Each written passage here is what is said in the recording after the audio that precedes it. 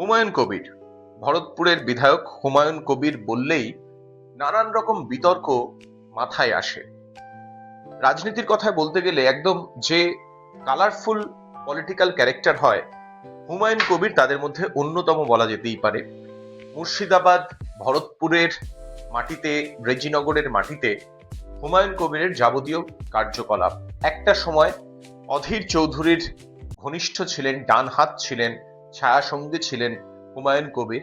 এবং তারপরে অধীরের সঙ্গে বনিবনা না হওয়ায় অধীরের হাত ছেড়েছিলেন হুমায়ুন কবির। একটা সময় মমতা বন্দ্যোপাধ্যায়ের যখন প্রথমবারের মন্ত্রিসভা 2011 সালে যখন মমতা বন্দ্যোপাধ্যায় 34 বছরের বাম শাসনকে পদদলিত করে রাজনৈতিকভাবে বলা যেতে পারে সেখানে ঘাসফুল ফোটালেন, এবং সেই অ্যালায়েন্সের সরকারের সময় কংগ্রেসের সঙ্গে তৃণমূলের যে জোট তৈরি হয়েছিল, এবং সেই জোটের অন্যতম মন্ত্রী ছিলেন ভরতপুরের এখনকার বিধায়ক, সেই সময় রেজিনগরের কংগ্রেস বিধায়ক ছিলেন হুমায়ুন কবির। মমতা বন্দ্যোপাধ্যায়ের মন্ত্রিসভার সদস্য ছিলেন তৎকালীন রেজিনগরের কংগ্রেস বিধায়ক হুমায়ুন কবির। এবং তারপরে আমরা যে চিত্রটা দেখলাম, বারংবার হুমায়ুন কবিরকে নিয়ে বিতর্ক তৈরি হয়েছে। এবারে ফের হুমায়ুন কবিরকে নিয়ে যে বিতর্ক, সেই বিতর্কের সূত্রপাত বেশ বছর খানেকের মতো সময় ধরে হুমায়ুন কবির বিভিন্ন রকমের মন্তব্য করেছেন। দলের শীর্ষ নেতাদের বিরুদ্ধে তিনি মন্তব্য করেছেন, প্রকাশ্যে তিনি মন্তব্য করেছেন, শীর্ষস্থানীয় নেতৃত্বের নাম করে তিনি তার অভিযোগ সংবাদ মাধ্যমের সামনে প্রকাশ করেছেন। এবং এই জায়গা থেকে বিধায়ক হিসেবে হুমায়ুন কবিরের এই ধরনের মন্তব্য দল সেখানে মান্যতা দেয়নি, অনুমোদন দেয়নি। তথাপি হুমায়ুন কবিরকে একাধিকবার বিধানসভায় ডেকে বৈঠক করা হয়েছে।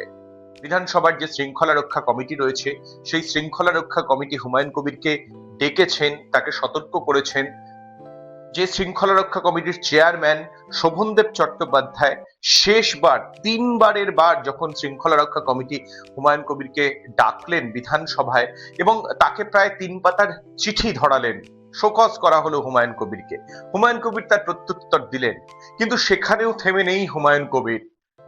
তিনবার শৃঙ্খলা রক্ষা কমিটির তরফে তলব পাওয়ার পরে, শোকজ করার পরেও, এমনকি মমতা বন্দ্যোপাধ্যায় বিধানসভা চলাকালীন হুমায়ুন কবিরকে তিনি নিজের ঘরে ডেকেছিলেন এবং সেই সময় তিনি বলেছিলেন তার যা কিছু অভিযোগ সেটা দলের মধ্যে আলোচনা করতে, দলের মধ্যেই এই বিষয়গুলো রাখা ভালো।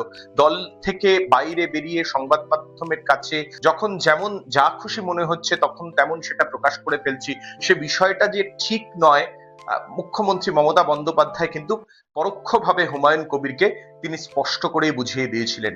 কিন্তু তারপরেও আমরা যে চিত্রটা দেখলাম, কিছুদিন থেমে থাকার পর ফের বাবরি মসজিদ, মুর্শিদাবাদে বাবরি মসজিদ তৈরি হবে এবং তার পুরোধা বলতে গেলে হুমায়ুন কবির। এবং সেই বিষয়টা নিয়ে হুমায়ুন কবির রাজনৈতিকভাবে যে এগিয়ে চলেছেন, সূত্রের খবর ছিল যে তৃণমূল কংগ্রেসের শীর্ষ নেতৃত্ব সেই বিষয়টা নিয়ে কিন্তু যথেষ্টই অস্বস্তিতে রয়েছেন, বিব্রত বোধ করছেন। কিন্তু হুমায়ুন চলেছেন তার ছন্দেই। অবশেষে আজকে 2025 সালে ফের ডিসেম্বর মাসে ফের হুমায়ুন কবিরকে কিন্তু দল থেকে সাসপেন্ড করা হলো। আজ থেকে ঠিক 10 বছর আগে হুমায়ুন কবিরকে দল বিরোধী কাজের জন্য সাসপেন্ড করা হয়েছিল তৃণমূল কংগ্রেসের তরফ থেকে। আজ ঠিক বছর 10 পর, 2015-র পর, 2025-এর বছর শেষের এই সময় ডিসেম্বর মাসে ফের সাসপেন্ড করা হলো হুমায়ুন কবিরকে অত্যন্ত তাৎপর্যপূর্ণভাবে। যখন মমতা বন্দ্যোপাধ্যায় তিনি মুর্শিদাবাদে তার জনসভা রয়েছে এবং সেই মুর্শিদাবাদের জনসভায় বিধায়ক হিসেবে, ভরতপুরের বিধায়ক হিসেবে আমন্ত্রিত, ডাকাবুকো হুমায়ুন কবির, এবং স্বয়ং জেলা সভাপতির কাছ থেকে তিনি আমন্ত্রণের চিঠি পেয়েছেন এবং তারপরে তিনি মমতা বন্দ্যোপাধ্যায়ের জনসভায় এসেছেন। সেই সময় কিন্তু ফিরহাদ হাকিম, তৃণমূল কংগ্রেসের গুরুত্বপূর্ণ মন্ত্রী ও শীর্ষ নেতা, তড়িঘড়ি তৃণমূল ভবনে সাংবাদিক সম্মেলন করলেন এবং সাংবাদিক সম্মেলন করে সরাসরি ভাবে দল বিরোধী কাজের জন্য ভরতপুরের তৃণমূল বিধায়ক হুমায়ুন কবিরকে সাসপেন্ড করা হলো এই ঘোষণা করলেন। হুমায়ুন আমাদের যে শৃঙ্খলা রক্ষা কমিটির আগে 3বার আমরা ওনাকে সতর্ক করেছিলাম, এখন আবার উনি এইটা করছেন।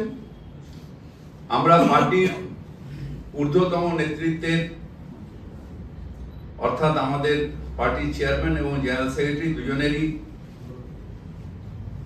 মতামত নিয়ে আমরা হুমায়ুন কবিরকে সেই সময় মুখ্যমন্ত্রী মমতা বন্দ্যোপাধ্যায়ের সভাস্থলে হুমায়ুন কবির, অপূর্ব সরকার এবং স্থানীয় নেতৃত্বের সঙ্গে তিনি কথা বললেন।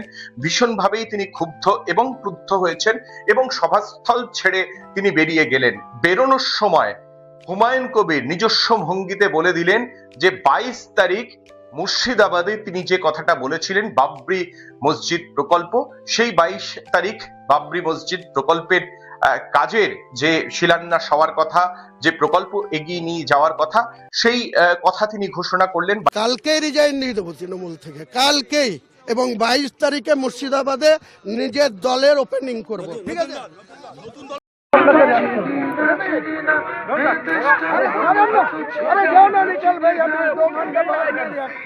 আপনি ভরতপুরে বিধায়ক, কিন্তু আপনি বেলডাঙ্গায় কেন? কৈফিয়ত দেব না, কোনো কৈফিয়ত দেব না। ববি হাকিমের কথারও কোনো কৈফিয়ত দেব না, কোনো কৈফিয়ত দেব না। सीएम यहाँ पर है, कोई बात हुई आपके आने से पहले यहाँ पर? मेरे को डिस्ट्रिक्ट प्रेसिडेंट इनवाइट किया, डिस्ट्रिक्ट प्रेसिडेंट को बात करूंगी और रुकने के लिए बोलेंगे तो रुकेंगे, नहीं तो यहाँ से चला जाए। একজন সাসপেন্ডেড নেতা কি করে মঞ্চে উঠবে সিএম এর? বললাম তো আমাকে কথা বলতে দিন না, আমি বিধায়ক আছি তো, আমাকে বিধায়ক হিসেবে এখানে ইনভাইট করা আছে, আমাকে কথা বলতে দিন। আপনারা এরকম করছেন কেন? दादा, हर बार होता है सीएम आती है, आपकी उनसे बात होती है, इस बार बात हुई है कि नहीं आने से पहले? सीएम के साथ कोई बात हुई है? सस्पेंड हुए आप या कोई किसी कुछ बात नहीं, आपको बोलूंगी नहीं मैं, कुछ जवाब दिए नहीं दूंगी। বলছি আপনাকে আমন্ত্রণ জানালো, আবার সাসপেন্ডও করলো, এটাকে আপনি কিভাবে দেখছেন? বলছি না, রিয়াকশন করেন, 2 ঘন্টা পরে রিয়াকশন দেবো, সিএম হয়ে যাক তারপরে রিয়াকশন দেবো। আপনি কি মঞ্চে উঠবেন? সাসপেন্ড তো। আমি আপনারা যারা বিধায়ক বাইরে ঘোরাঘুরি করছেন তারা অতি অবশ্যই প্যান্ডেলের ভিতরে প্রবেশ করুন। কিছুতে নেই আমি। এটা তো পার্টির মিটিং। আপনারা যারা বাইরে ঘোরাঘুরি করছেন এদিকে তাকিয়ে পার্টির নেতাকে জিজ্ঞেস করি যে অতি অবশ্যই প্যান্ডেলের ভিতরে প্রবেশ করুন। আমাকে ইনভাইট করেছে অপূর্ব সরকার, সাংগঠনিক জেলা সভাপতি, তাকে জিজ্ঞেস করি, সে যদি থাকতে বলে থাকবো, যদি বলে থাকতে হবে না আমি চলে যাবো। বাবিয়া কি বলছেন? দল ধর্মনিরপেক্ষতায় বিশ্বাস করে। ববিদার কোনো কথার আমি জবাব দেব না। নিয়ামক শেখ উপস্থিত আছে ওখানে। যে খুশি থাকতে পারে, যে খুশি থাকতে পারে, তার জন্য আমার আপনার পড়শি বিধায়ক পাশেই দাঁড়িয়ে আছে। বলে কি হয়েছে? তিনি কলকাতায় আজকে ববিয়াকের সঙ্গে মিটিং করছেন। যার সঙ্গে মিট করুক, উনি আমার কিছু বলার নেই। আমাকে সাসপেন্ড করেছে, আপনাদের মুখে শুনলাম। এর আগেও 2015 সালে ফেব্রুয়ারি একইভাবে তৎকালীন চট্টোপাধ্যায় বন্যা নোটিশে আমাকে 6 বছরের জন্য সাসপেন্ড। আপনি কি দল ছাড়বেন? কালকেই রিজাইন দিয়ে দেবো তৃণমূল থেকে, কালকেই, এবং 22 তারিখে মুর্শিদাবাদে নিজের দলের ওপেনিং করব। ঠিক আছে?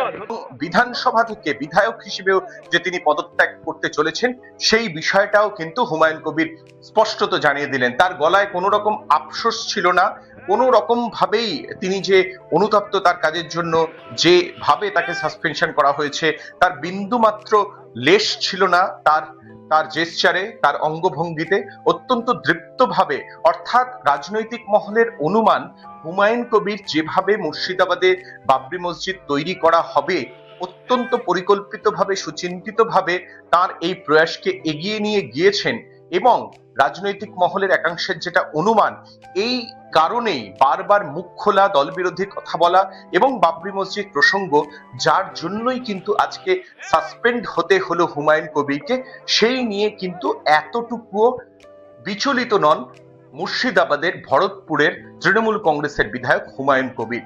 সময় বলবে, আগামী সময় সামনে 2026-এর অত্যন্ত গুরুত্বপূর্ণ নির্বাচন রয়েছে, এবং এই নির্বাচনে মুর্শিদাবাদ যে ভরকেন্দ্র, সেই মুর্শিদাবাদের ভরকেন্দ্র অধীর চৌধুরীর গড়, সেইখানে হুমায়ুন কবিরের প্রভাব কতটা কাজ করবে।